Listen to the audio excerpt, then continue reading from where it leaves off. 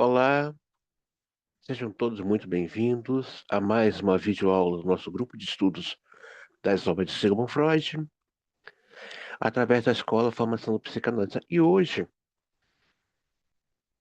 é a nossa última videoaula, não do curso, do modo Interpretação dos Sonhos. Sim, essa é a última videoaula sobre sonhos. O próximo módulo será sobre a psicopatologia da vida cotidiana, 1901.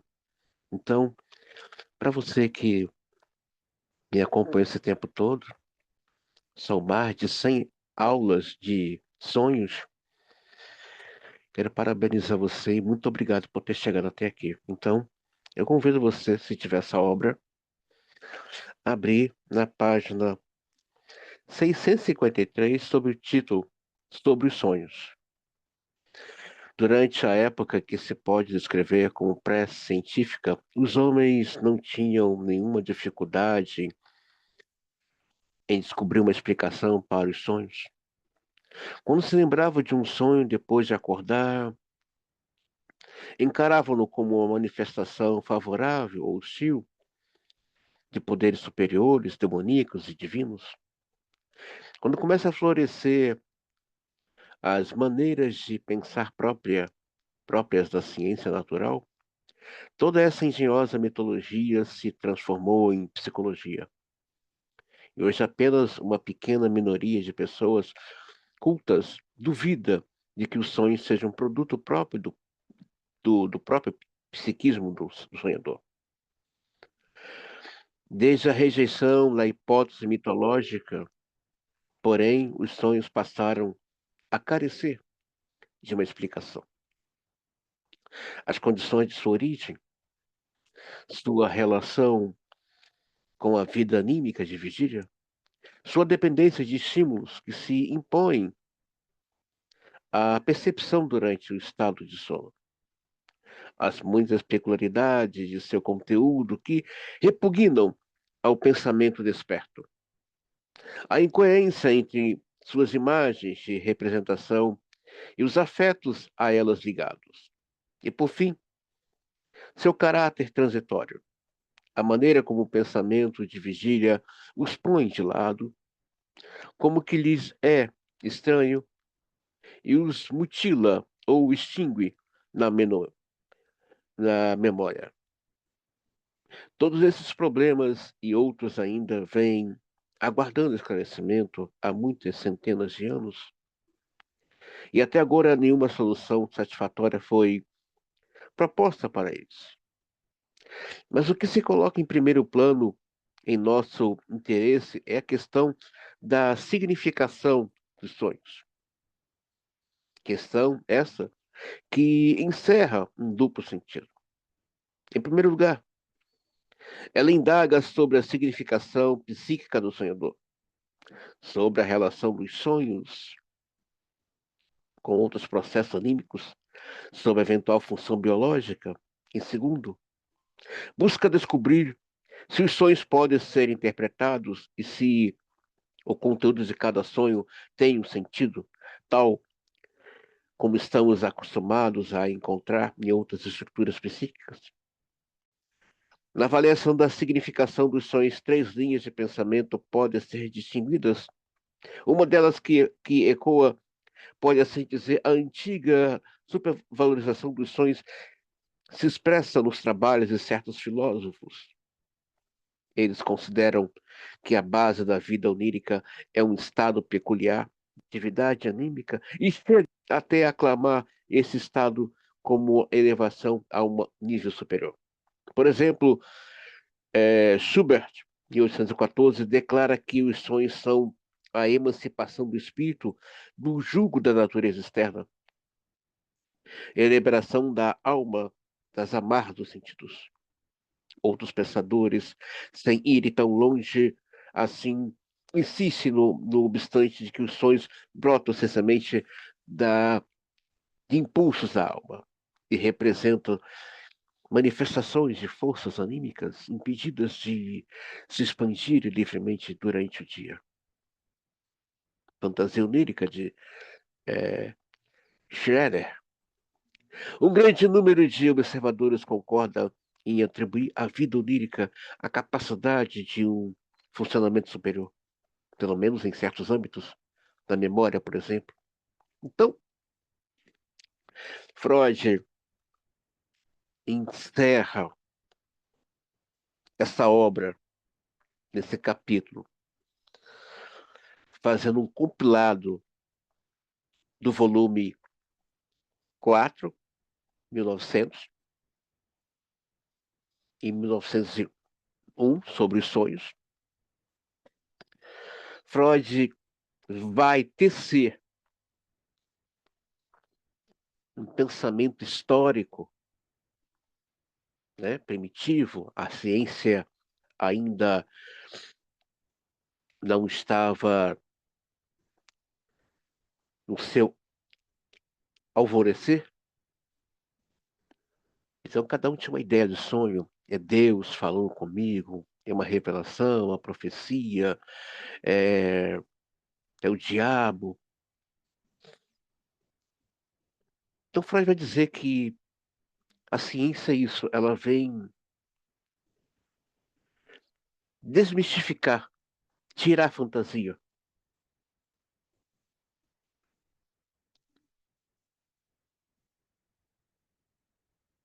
Mas Freud não define o que é o sonho. Não define. É a partir desse texto, dessas significâncias que Freud vem pontuando aqui, nesse primeiro é, ponto aqui do texto, que Lacan entende que os sonhos são textos, são discursos, são linguagens simbólicas. O Jung tem um outro olhar sobre a questão dos sonhos. Jung vai dizer que os sonhos têm uma questão arquétipa, tem uma questão ancestral. Mas o Freud é o único que não define o que é os sonhos. Quem vai dizer que os sonhos são texto é o Lacan. Quem vai dizer que os sonhos são uma pegada arquétipa, simbólica, mitológica é o Jung. Por isso que eu falo para vocês, né? Aquele que está assistindo a sala que pretende trabalhar com os sonhos da sua clínica, monta aí seu material de pesquisa, um bom dicionário de mitologia ou semiótica, um livro de arquétipos, um livro de linguística, vai te dar uma compreensão do seu sonho e do sonho do seu paciente, né? Vai dar aí para você um certo escopo do que vem a ser o sonho. Mas é o próprio Bill que vai dizer, Bill, que os sonhos, né? Os sonhos não, que a psicanálise é a ciência das desilusões. A psicanálise vem te convidar, sai da ilusão, sai da fantasia. É a psicanálise. Mas vamos prosseguir aqui. Tem muita coisa ainda para falar nessa última videoaula sobre sonhos, não a última videoaula da escola, não. Iremos aí reproduzir ao longo desse ano outros vídeos para a escola, para os nossos estudantes. Quando eu falo estudante, não é só aspirante, eu também incluo analistas em percurso analítico, produzir vídeos da escola de Melanie Klein, Winnicott, Beale, Ferenczi ou Ferenczi, e assim achar um modo melhor de querer pronunciar, em Jung, Lacan, né? Para que os alunos possam aí ver qual o melhor teórico que queira adotar para a sua prática e percurso analítico, né? É nítido o contraste com isso, a maioria dos autores médicos adota uma visão segundo a qual os sonhos mal chegam a atingir um nível de fenômenos psíquicos. Segundo sua teoria, os únicos instigadores dos sonhos são os estímulos sensoriais e somáticos que incidem sobre a pessoa adormecida desde o exterior ou que se tornam acidentalmente ativos em seus órgãos internos. O sonhado argumenta eles não podem reclamar de si mais sentido e significado de que, por exemplo, os sons que seriam produzidos e os 10 dedos de um homem que nada conhece de música vagasse pelas teclas de um piano.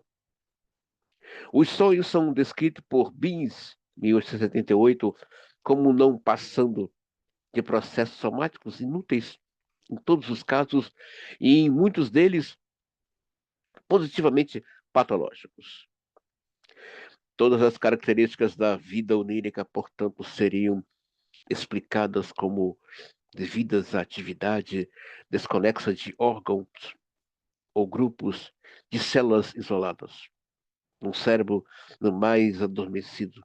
Atividade essa que lhes é imposta por estímulos fisiológicos. Sim, Freud vai falar isso.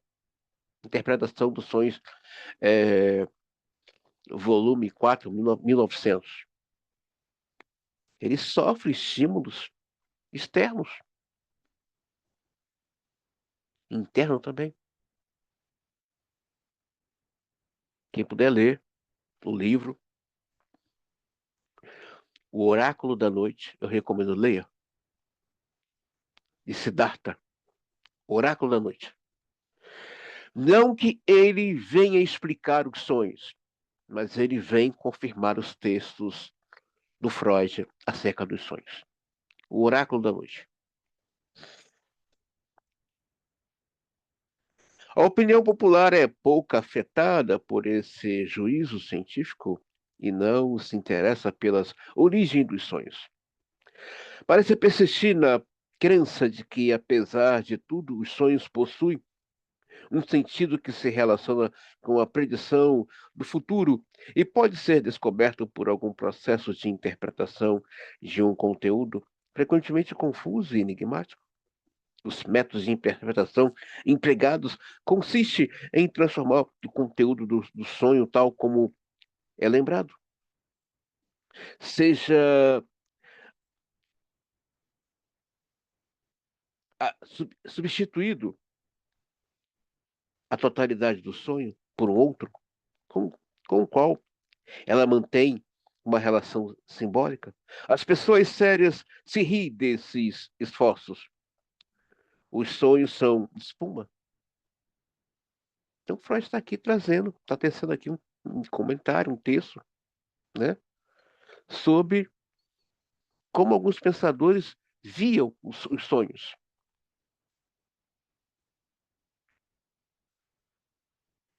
E como poucos tinham o cuidado e a ética e a decência de fazer uma pesquisa científica séria sobre os sonhos. Muito sério isso.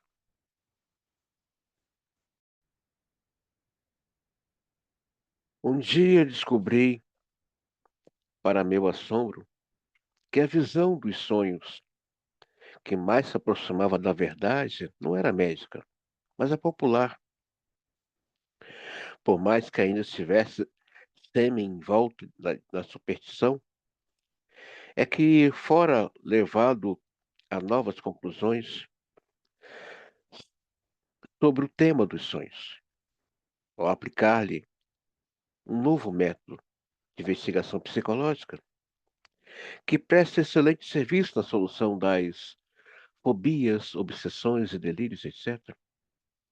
Desde então, sob o nome de psicanálise, ele encontrou aceitação por toda uma escola de pesquisadores.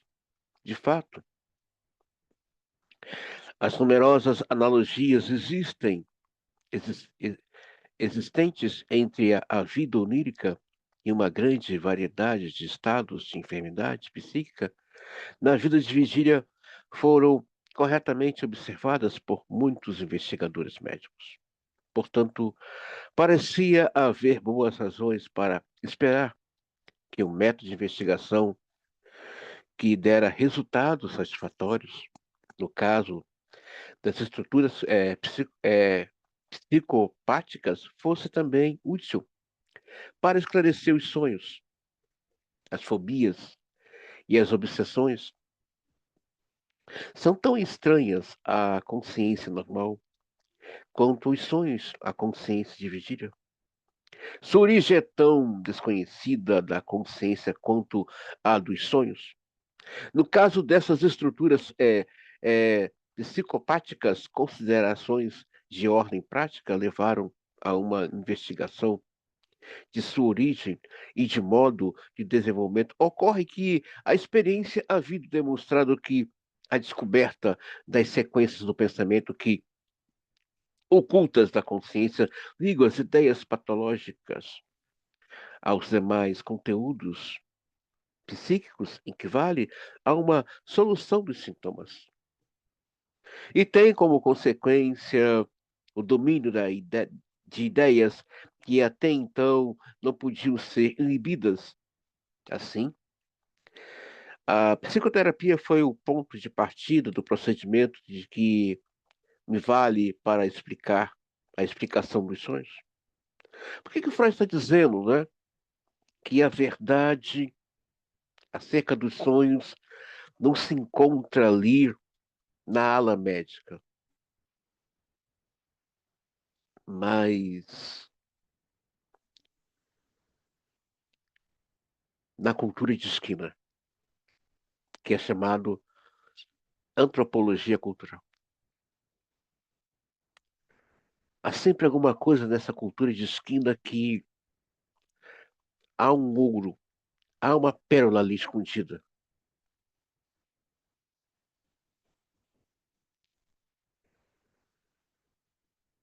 e que vai ser acessado. Ele apresenta a psicanálise como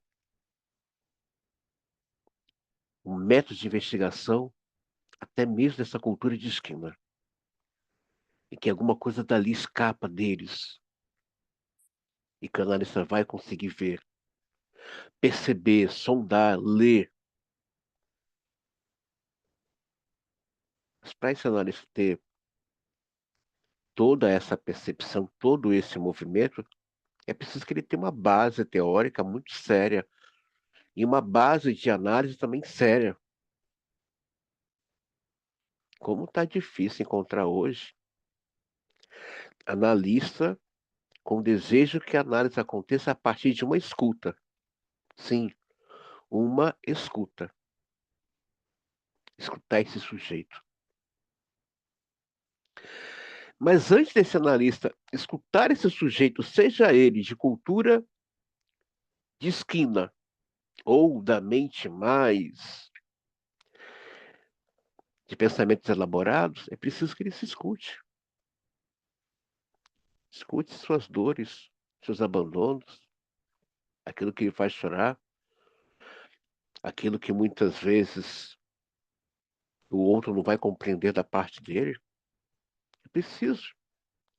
Muitas vezes precisamos ouvir as nossas incompreensões daquilo que só você sabe, o que te faz chorar. Às vezes precisamos.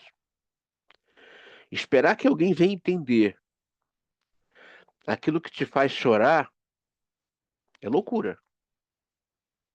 Peraí, mulher, o outro não entende o que me faz chorar, mas por que que o analista vai me entender? É aquilo que eu estou falando aqui para vocês nessa videoaula.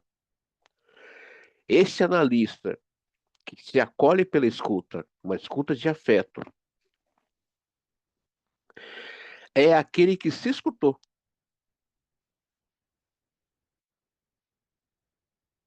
Então, aquele que você espera que venha te escutar, às vezes nunca se escutou. Ele não é culpa dele, né? E não se escu- Gente, quando nos escutamos, há uma virada de chave, há uma revolução aqui dentro. Eu me escutei, eu me percebi.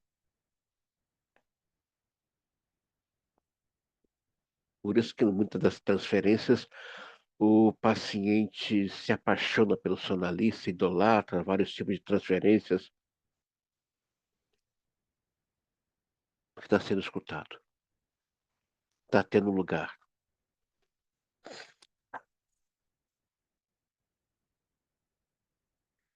Esse procedimento é fácil de escrever, embora seja necessários ensinamentos, exercícios para que ele possa ser posto em prática. Ele está falando aqui desse processo aí da psicanálise atravessada na cultura. Ele está falando isso aqui o tempo todo.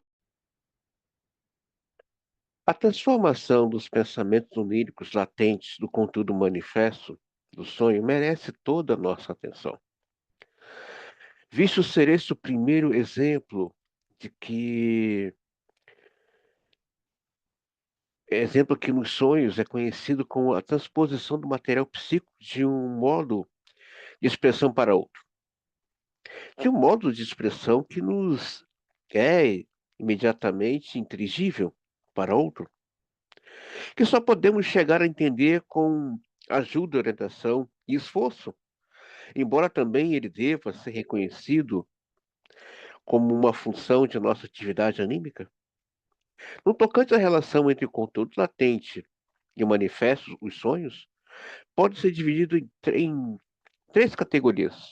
Em primeiro lugar, podemos distinguir os sonhos que fazem sentido e são ao mesmo tempo inteligíveis, ou seja, que podem ser inseridos sem maior dificuldade no contexto de nossa vida anímica.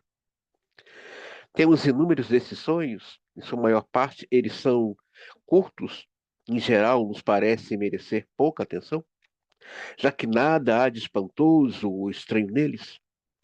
Aliás, sua ocorrência constitui um poderoso argumento contra a teoria segundo a qual os sonhos se originam na atividade isolada dos grupos separados de células cerebrais.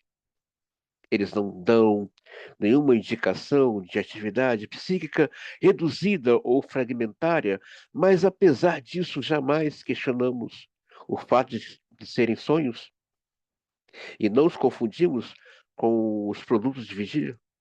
Em segundo grupo, é formado pelos sonhos que, embora sejam coerentes em si e tenham um sentido claro, produz ainda assim um efeito desconcertante, pois não vemos como encaixar esse sentido em nossa vida anímica. Tal como é o caso ao sonharmos, por exemplo, que um parente de quem gostamos morreu e de peste sem que tenhamos qualquer razão para esperar, temer ou presumir uma coisa dessas. E nos perguntamos assombrados, como é que eu fui arranjar essa ideia? O terceiro grupo, enfim, contém os sonhos instituídos de sentido ou de inteligibilidade, que parecem desconexos, confusos e sem significado. A esmagadora maioria dos produtos de nosso sonhar exibe característica que constitui a base da opinião desfavorável que se tem dos sonhos e fundamenta a teoria médica que eles são resultado de uma atividade anímica restrita. Raramente faltam os mais evidentes sinais de incoerência, sobretudo das composições oníricas de extensão e complexidade considerável. O contraste entre os conteúdos manifestos e latentes dos sonhos só tem importância, é claro, para os sonhos de segunda categoria, e mais particularmente os de da terceira. E aí que nos confrontamos com enigmas que se que só desaparece depois de substituirmos o sonho manifesto pelos pensamentos latentes que estão por trás deles. E foi com uma espécie da última categoria, um sonho confuso, ininteligível que se efetuou a análise que acabo de relatar. Contrariando nossas expectativas, contudo, esbarramos em motivos que nos impediriam de tomar pleno conhecimento dos pensamentos oníricos latentes. A repetição de experiências semelhantes nos leva a suspeitar de que existe uma relação íntima e irregular entre a natureza inteligível e confusa dos sonhos e a dificuldade de comunicar os pensamentos que estão por trás deles. Antes de averiguarmos a natureza dessa relação, será conveniente voltarmos a nossa atenção para os sonhos mais facilmente inteligíveis da primeira categoria, em que os conteúdos manifestos e latentes coincidem e parece haver uma consciência, uma consequente economia de trabalho do sonho. Além disso, o exame dos sonhos oferece vantagem desde outro ponto de vista. Ocorre que os sonhos das crianças são de densa índole, plenos de sentido e não enigmáticos. Temos aí, aliás, outro argumento contra a teoria que vai buscar a origem dos sonhos numa atividade cerebral desassociada durante o sono. Pois, por que é que tal redução de funcionamento psíquico seria característica do estado do sono dos adultos, mas não das crianças? Por outro lado, é-nos plenamente lícito esperar que a explicação dos processos psíquicos das crianças, em que é bem possível que eles sejam muito simplificados, venha revelar um prelúdio indispensável à investigação da psicologia dos sonhos. Olha o que Freud diz aqui. A transformação dos pensamentos oníricos latentes no conteúdo manifesto dos sonhos merece toda a atenção, visto que esse primeiro exemplo que nos é conhecido de transposição do material psíquico de modo de expressão para o outro, e de um modo de expressão que nos é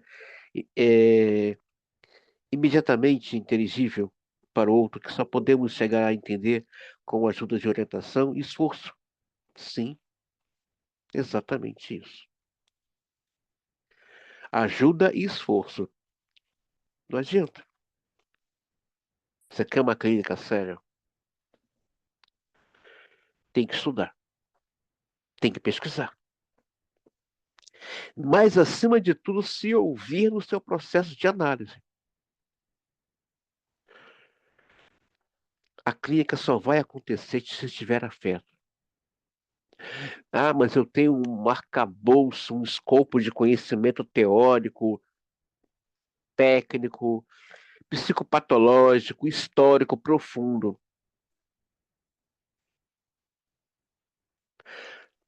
A análise que Freud fala que aconteça, Freud no Lacan, tem que ter ali tesão, libido, desejo. E um ingrediente que não pode faltar, que vai dar aí todo um norte nessa metragem, afeto. Sim. Freud vai falar cura pelo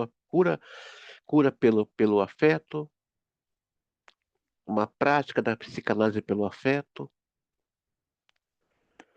Você pode ter todo o arcabouço sobre sonhos, todos os dicionários de sonhos, símbolos, semiótica, linguística, mitologia, arquétipos, mas se não tiver afeto, é apenas uma exibição narcísica de ego. Sim. As coisas, a invocação só acontece na clínica se tem afeto.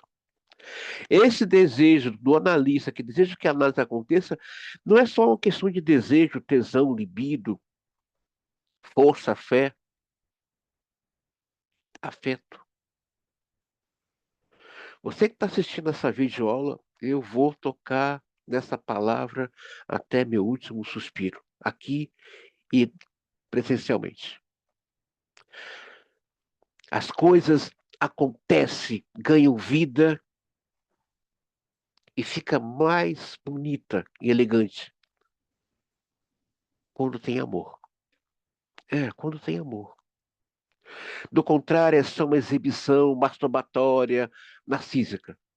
Eu sei, conheço Freud de A a Z, já li, estudei as sete escolas, pesquisei profundamente a obra do Jung e a obra do Lacan, que são obras difíceis e profundas, ok? Beleza? Mas na hora de ouvir, na hora de fazer uma transmissão do saber psicanalítico, tem paixão, tem tesão, tem amor,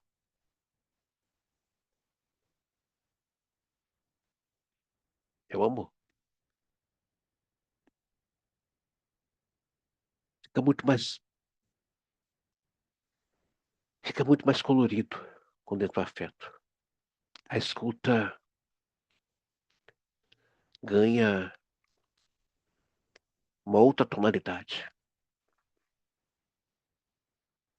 O paciente sabe quando seu analista lhe acolhe com, com afeto. O paciente sabe, sabe. Qualquer ser humano sabe quando ele é amado e desejado de uma forma carinhosa. Eu tenho aprendido muito com essa clínica do Lacan na minha vida pessoal, principalmente na minha vida pessoal, no quesito desejo. Não adianta palavras, não adianta palavras. Hoje o que me convence é o desejo. Mas não é um desejo por si só, é um desejo acompanhado de afeto. Dá uma outra vida. As coisas acontecem. Porque o afeto tem esse poder de tocar, de avivar, de fazer o sujeito querer viver. É duro, mas tem hora que você fala, eu quero isso. Eu quero uma prática clínica que haja desejo, mas também afeto.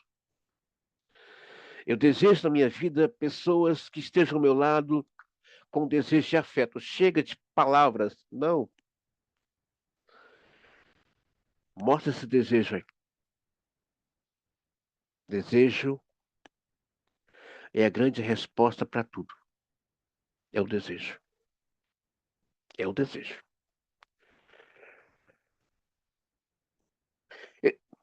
Estaremos inclinados a supor que algum tipo de manifestação tenha ocorrido, mesmo nos sonhos confusos, embora não saibamos dizer. Então ele vai falar dos sonhos inteligíveis, ele vai falar dos sonhos não inteligíveis, dos sonhos confusos, mas ele está dizendo aqui antes, olha, tem que ter uma orientação, tem que ter pesquisa, tem que ter.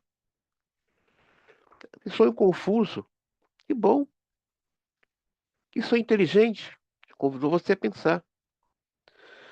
Que sonho sem sentido, desculpa,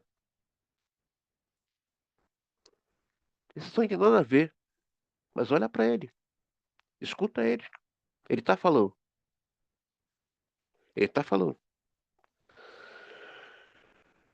Também no caso deles, se transformou, foi um enunciado optivo. Entretanto, há dois trechos no exemplo do sonho que relatei, em que cuja análise fizemos algum progresso que nos dão motivo para suspeitar de algo dessa natureza. A análise mostrou que minha mulher se havia interessado por outras pessoas à mesa e que eu achara isso desagradável. O sonho continha precisamente o oposto disso. A pessoa que tomou o lugar de minha mulher voltava toda a sua atenção para mim. Mas uma experiência desagradável não pode gerar nada mais apropriado do que o desejo de que seu oposto tivesse ocorrido. Que foi o que o sonho representou como realizado. Havia uma relação exatamente igual entre o amargo pensamento revelado pela análise, de que eu nunca tivera nada de graça, e a observação feita pela mulher no sonho. O Senhor sempre teve olhos tão bonitos. Assim, parte da oposição entre o conteúdo manifesto e o conteúdo latente do sonho é atribuível à realização do desejo. Mas outra conquista do trabalho do sonho, a qual tende a produzir sonhos incoerentes, é ainda mais notável. Se uma situação qualquer compararmos o número de elementos de representação ou espaço tomado para anotá-los, no caso do sonho e no caso dos pensamentos oníricos, aqui a análise nos conduz, e dos quais se encontra vestígio no próprio sonho. Não nos restará nenhuma dúvida de que o trabalho do sonho efetuou uma obra de compreensão ou condensação em larga escala. Então, Freud está aqui dizendo, né, esse sonho que ele não está entendendo, esse sonho confuso. Mas vocês percebam a insistência do Freud em pesquisar sobre os sonhos. O que eu acho bonito, Freud não só nos deixou um legado da prática clínica, Freud nos deixou também um legado de exemplo. Freud era um pesquisador. Freud lia monografias de outros colegas. A pessoa quer ser analista, não quer comprar um livro, não quer ler um artigo, não quer participar de um congresso. Tem algo estranho aí. Tem algo estranho. Tem algo estranho aí. Essa pessoa não compra um livro. Aliás, estamos caminhando para um apocalipse depressivo, né? Uma geração que abriu mão do pensamento, abriu mão de pensar, abriu mão de refletir, abriu mão de raciocinar, porque hoje tem inteligência artificial, tem o chat GPT, tem o seu Google, tem o Wikipédia, ninguém mais quer comprar um livro, um bom dicionário para ler. Você lê dicionários, André? Eu leio dicionários, dicionários e enciclopédias. Fazer uma pesquisa séria, profunda, gostosa. Não, vou lá no inteligência artificial. Legal. Mas não quer ter o prazer de fazer uma pesquisa, uma leitura séria e profunda, fazer uma troca entre pares.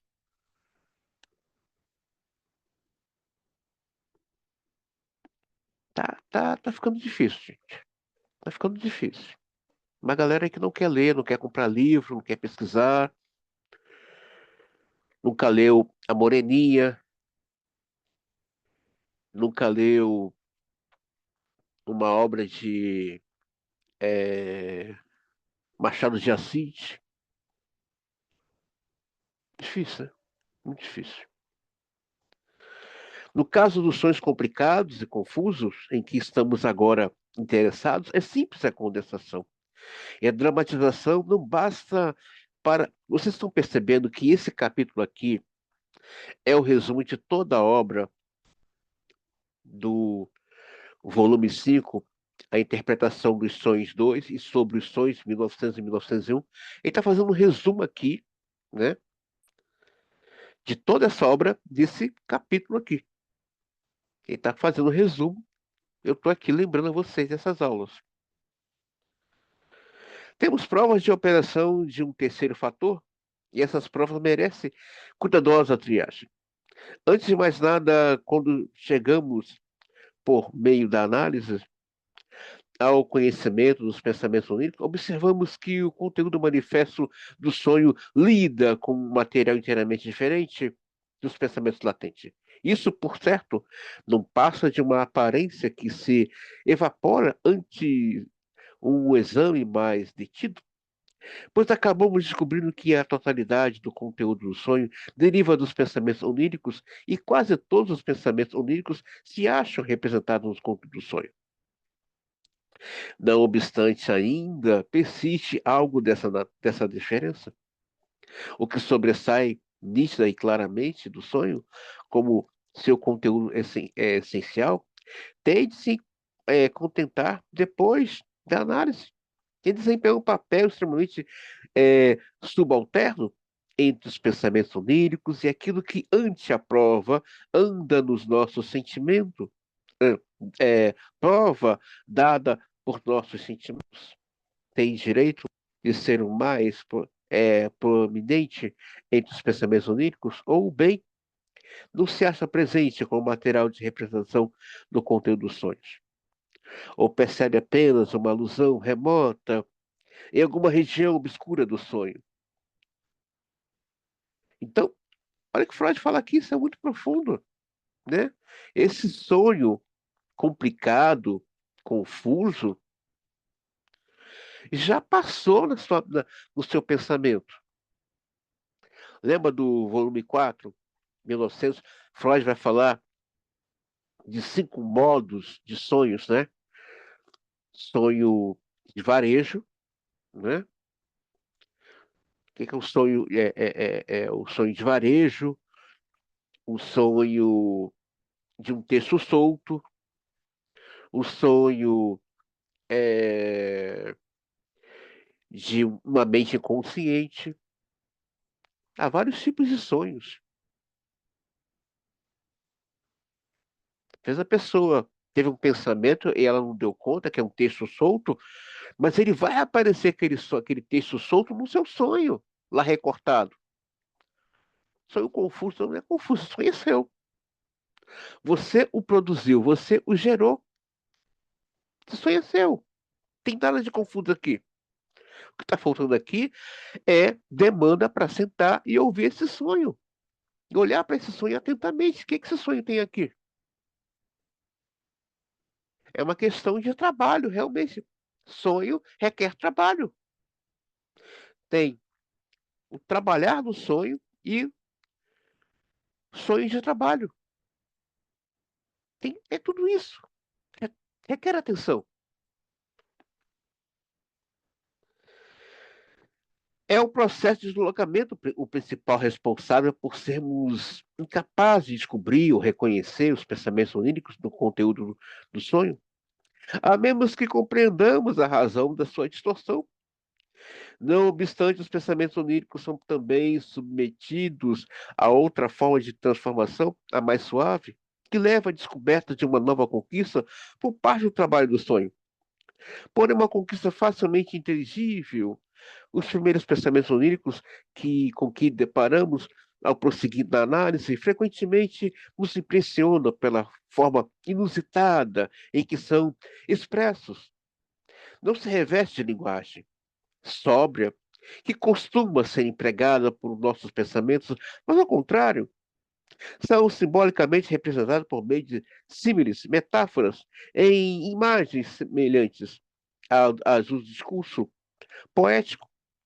Não há dificuldade em explicar o constrangimento imposto à forma pela qual os pensamentos oníricos se expressam. O conteúdo manifesto dos sonhos consiste, em sua maior parte, em situações pictóricas. E os pensamentos oníricos, por conseguinte, devem ser submetidos, em primeiro lugar, a um tratamento que torne adequado a esse tipo de representação.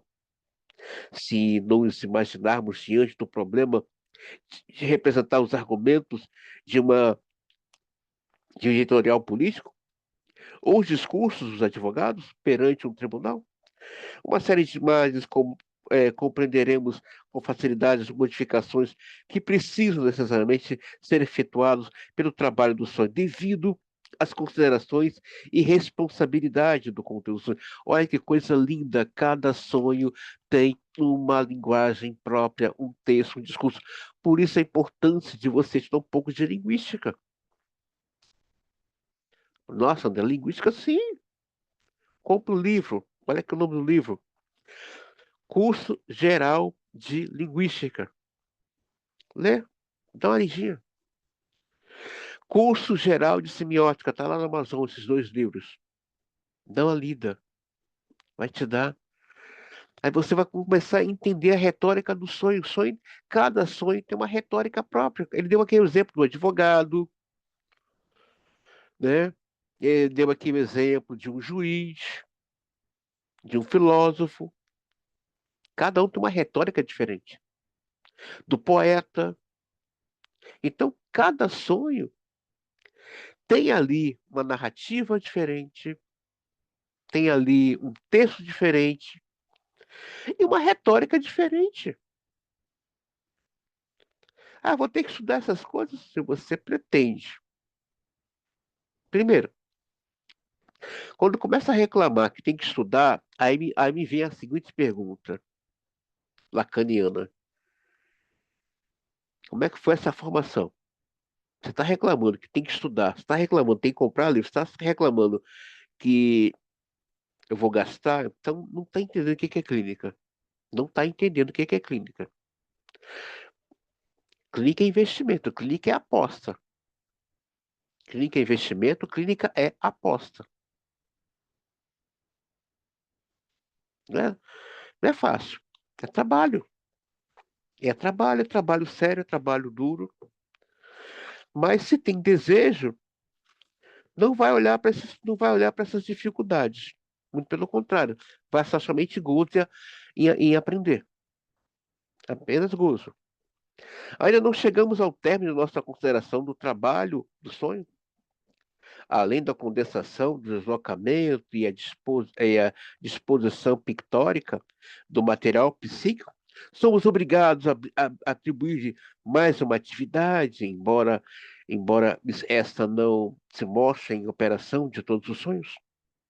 Não tratarei exaustivamente dessa parte do trabalho do sonho, e sendo assim, limito-me a observar que a maneira mais fácil de se ter uma representação de sua natureza é supor, embora a suposição provavelmente não corresponda aos fatos, é que ela entra em ação depois de ter formado o conteúdo onírico. Sua função consistiria, portanto, em dispor os componentes do sonho, de tal maneira que eles formem um todo mais ou menos interligado, uma composição onírica. Desse modo, o sonho recebe uma espécie de fachada, embora é verdade que ela não oculte o seu conteúdo em todos os pontos, e assim recebe uma primeira interpretação preliminar, que é apoiada por interpolações e ligeiras modificações. Agora você vê, né? Freud está dizendo aqui que ele não vai, como se diz aqui, fazer, né, uma análise, né, exaustiva. Logo, Freud, que era um obsessivo, o homem tem é, é, é, 24 colossais volumes de uma obra densa, extensa e com conteúdo, e não é exaustivo?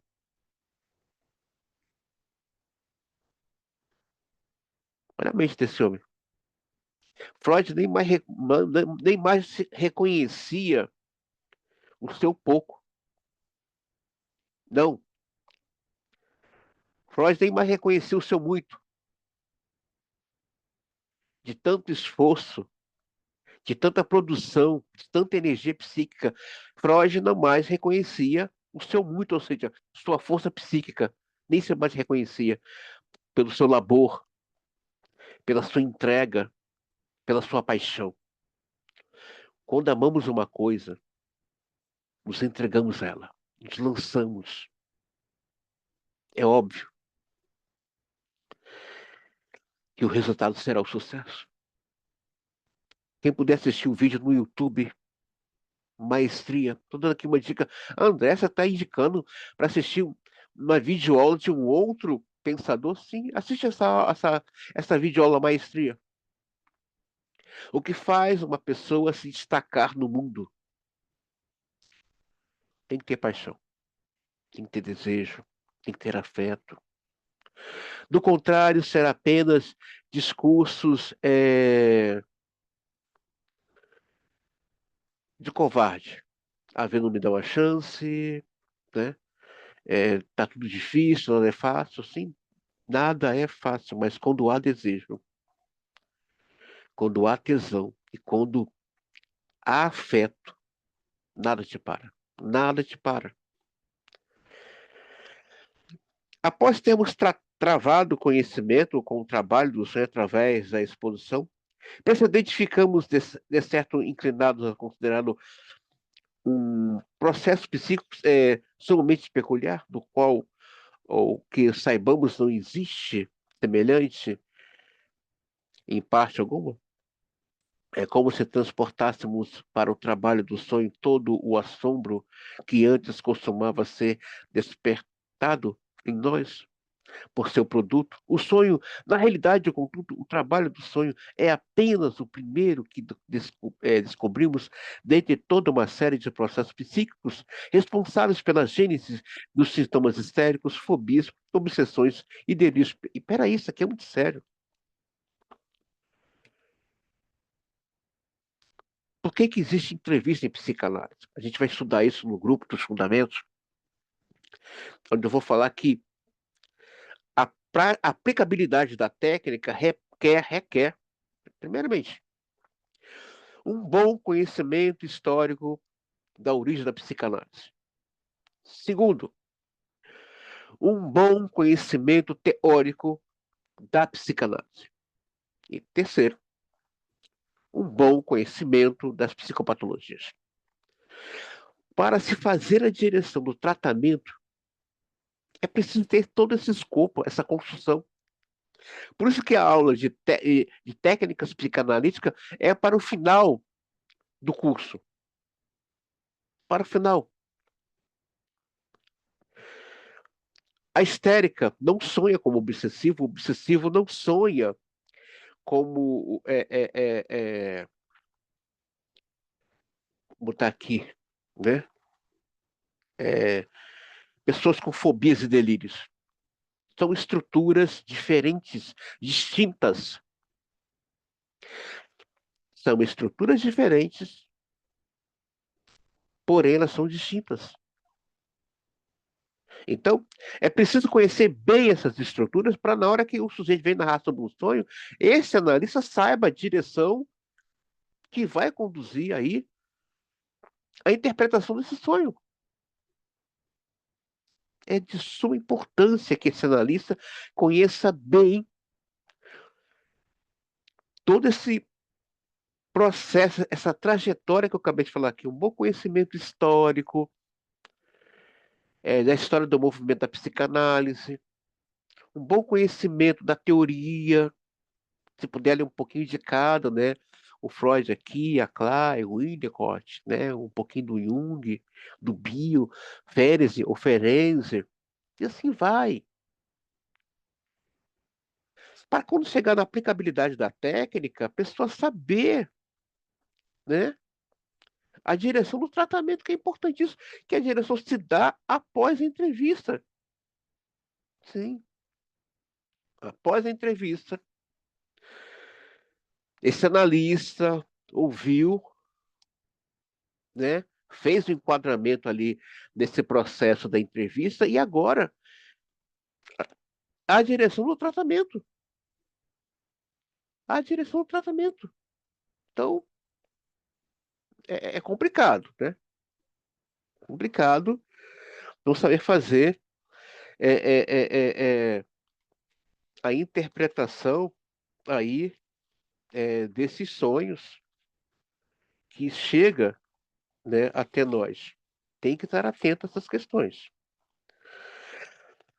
Agora que estabelecemos o conceito de recalcamento e relacionamos a distorção do sonho com o material psíquico recalcado, podemos expressar, em termos gerais, a principal descoberta a que fomos levados pela análise dos sonhos. No caso dos sonhos inteligíveis, é provido do sentido, de sentido, descobrimos que eles são realizações do desejo indisfarçadas. Isto é, em seu caso, a situação onírica representa como realizado um desejo conhecido pela consciência, que ficou pendente à vida diurna e é merecidamente digno de interesse. A análise nos ensinou algo inteiramente análogo no caso dos sonhos obscuros e confusos. Também, também aí, a situação lírica representa um desejo como realizado, um desejo invariavelmente oriundo dos pensamentos oníricos, mas que é representado de forma irreconhecível e só pode ser explicado quando, na análise, remonta-se à sua origem.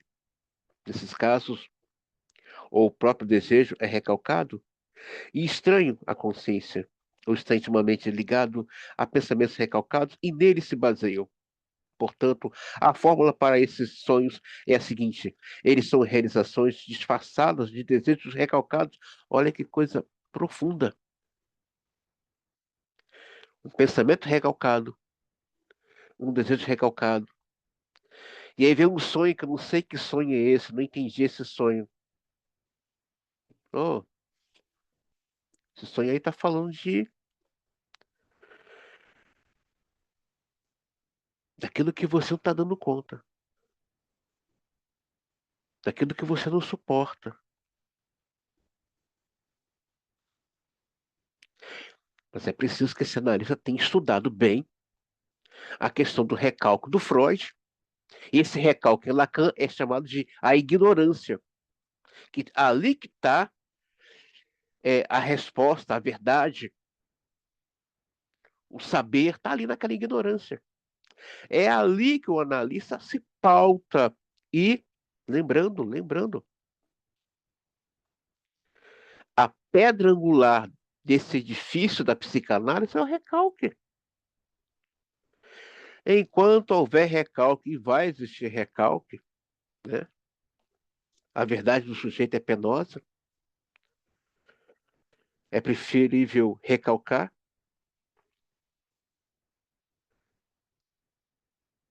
Enquanto houver recalque, vai existir a psicanálise. Eu escuto umas besteiras de podcast. Não dá para trabalhar com a psicanálise hoje. A psicanálise vai acabar, né?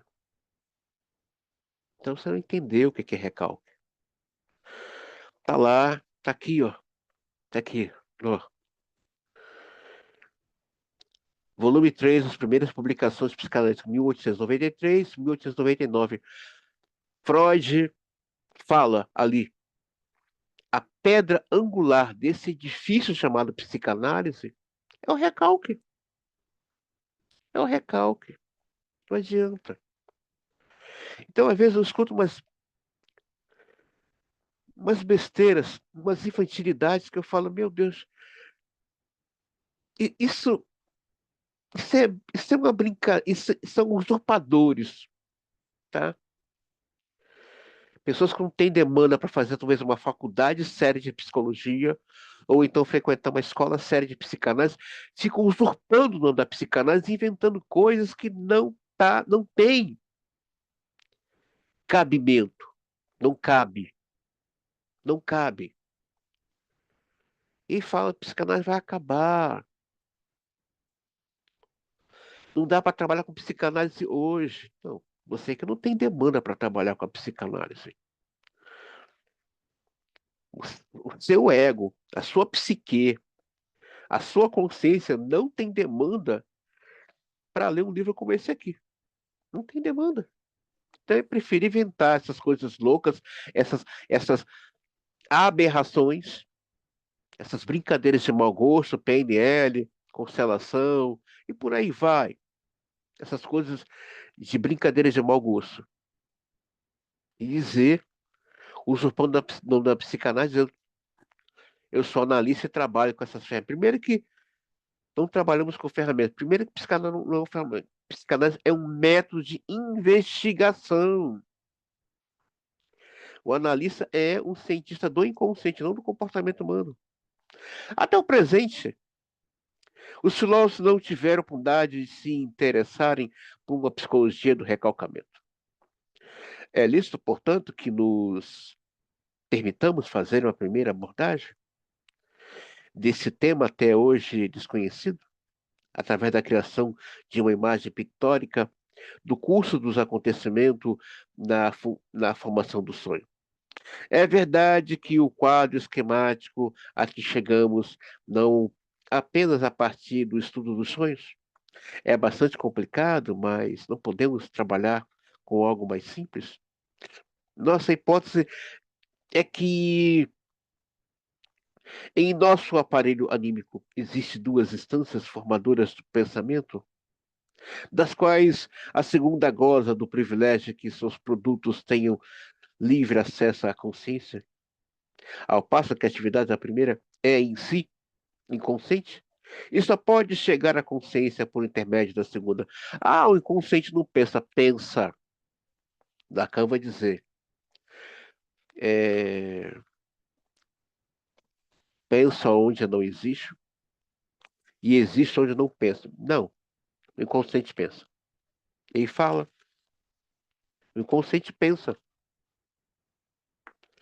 Se ele é constituído de uma linguagem, ele tem toda uma estrutura desse universo, então ele pensa. Ele pensa. André, que é isso? Se tem discurso e linguagem, tem pensamento. O inconsciente é vivo. Ele pensa. Uma vez que reconheçamos o conteúdo do sonho e a representação de um desejo realizado, e que sua obscuridade se deve a alterações feitas pela censura no material recalcado, não mais teremos qualquer dificuldade em descobrir a função dos sonhos. Afirma-se comumente que no sono é perturbado pelos sonhos, mas curiosamente somos levados a uma visão contrária e termos de encarar o sonho como guardião do sono. No caso dos sonhos das crianças, não haveria dificuldade em aceitar esta afirmação? O estado do sono ou alteração psíquica implicada no sono, seja ela qual for, é promovido de uma decisão de dormir que é imposta à criança ou qual ela chega com base nas sensações de fadiga e que só é, possibilitada pelo afastamento dos estímulos que possam sugerir ao aparelho psíquico outros objetivos que não o de dormir. Então, Freud está aqui falando, está trazendo aqui para nós, né? Se você entender da questão do recalcamento, você vai compreender os sonhos.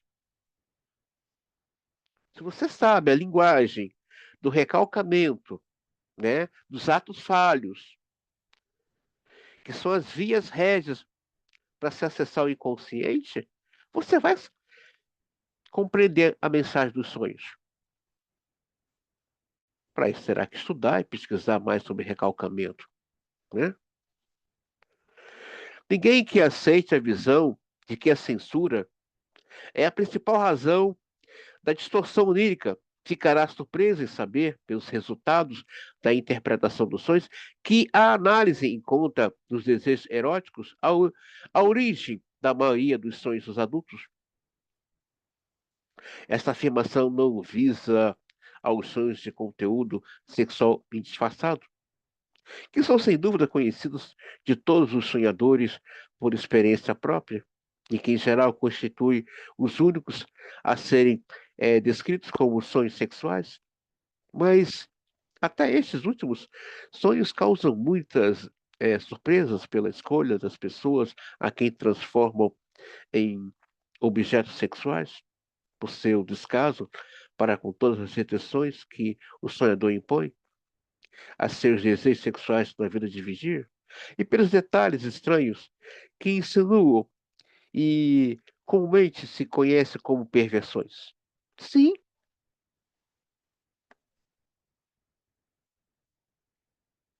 entretanto, inúmeros outros sonhos que nada mostram de erótico em seu conteúdo manifesto revelam, pelo trabalho de interpretação na análise, sem realização de desejos sexuais.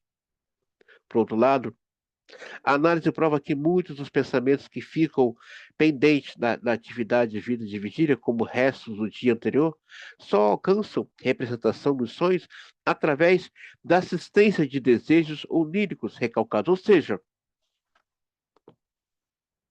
nossa, mas eu sonhei com essa mulher. Não, eu sonhei com esse homem. Não, você desejou. Desejou. Elegeu, já que eu não tenho demanda, eu não banco esse lugar aqui no estado de vigília para estar com essa pessoa, eu vou invocá-la para o meu sonho. Já que eu não banco isso aqui, já que eu não consigo chegar ali, ou não sei, há aí uma impossibilidade de ter essa pessoa, vai aparecer nos seus sonhos.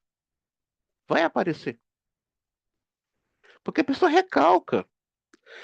Mas o problema de recalcar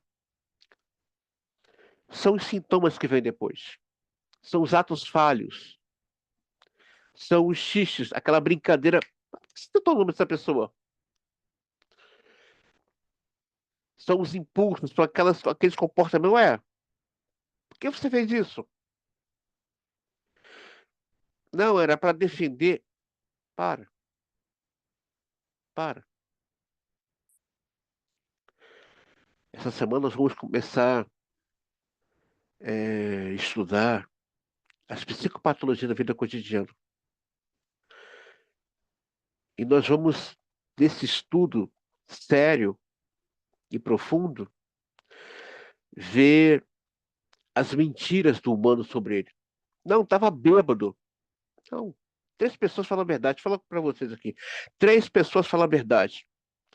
A criança, o bêbado e o louco. Não, falou, estava bêbado quando falou aquilo. Falou a verdade. Foi a maneira que encontrou, né, de expressar esse desejo. Foi a maneira. Foi a maneira que encontrou. De expressar e colocar, olha, tá difícil, então vou tomar umas aqui, né? E vou falar o que eu sinto. Então não existe isso. Foi uma brincadeira. Não existe isso. É, tava, tava bêbado ou bêbada. Fala isso pro senso comum, que vai, né, engolir, mas não pro analista.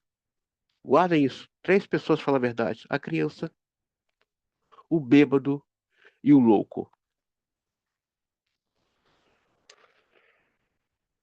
Então, a gente chegou aqui ao fim, né, dessa obra,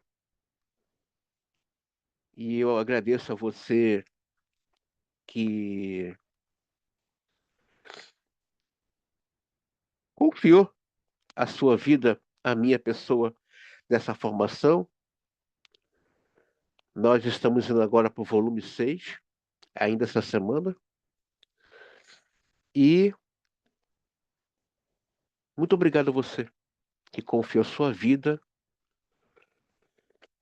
nessa transmissão do saber psicanalítico. Muito obrigado mesmo. E qualquer dúvida sobre essa última videoaula, pode perguntar lá no YouTube ou lá no grupo. E se você gostou, por favor, dê uma curtida lá no YouTube sobre essa videoaula. No demais, meu muito obrigado a todos vocês, tá, gente? E vamos caminhar aí na nossa formação psicanalítica.